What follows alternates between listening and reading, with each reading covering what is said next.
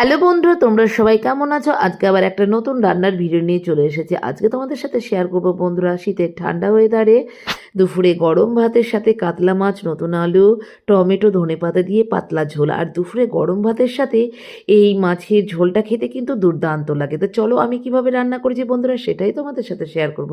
তো দেখতেই পাচ্ছ এখানে আমি কাতলা মাছের নিয়েছি, ভালো করে ধুয়ে তার মধ্যে লবণ হলুদ মাখিয়ে নিয়েছি। মাখিয়ে নিয়ে এবার কড়াইতে তেল গরম করে মাছগুলো একে একে দিয়ে আমি ভালো করে ভেজে নেব।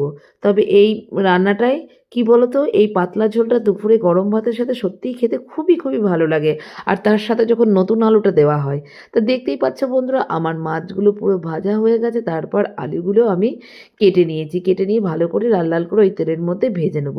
আর তোমার পেঁয়াজটা আমি কেটে নিয়েছি যেভাবে তোমার মানে 4 ভাগ করে নিয়ে খোলাগুলো ছাড়িয়ে নিয়ে তোমার স্লাইস করে কেটে নিয়েছি। তো দেখতেই পাচ্ছ তারপরে তোমার মশলার মধ্যে গোটা জিরে, গোটা ধনে, আদা, রসুন, সামান্য পেঁয়াজ একটা মিক্সিতে পেস্ট করে নিয়েছি। পেস্ট করে নিয়ে লবণ, হলুদ, লঙ্কা গুঁড়ো, সামান্য একটু মিষ্টি দিয়ে ভালো করে কষিয়ে নেব। তারপরে কেটে রাখা ডুবো করে টমেটোটা আমি ওর মধ্যে দিয়ে দেবো।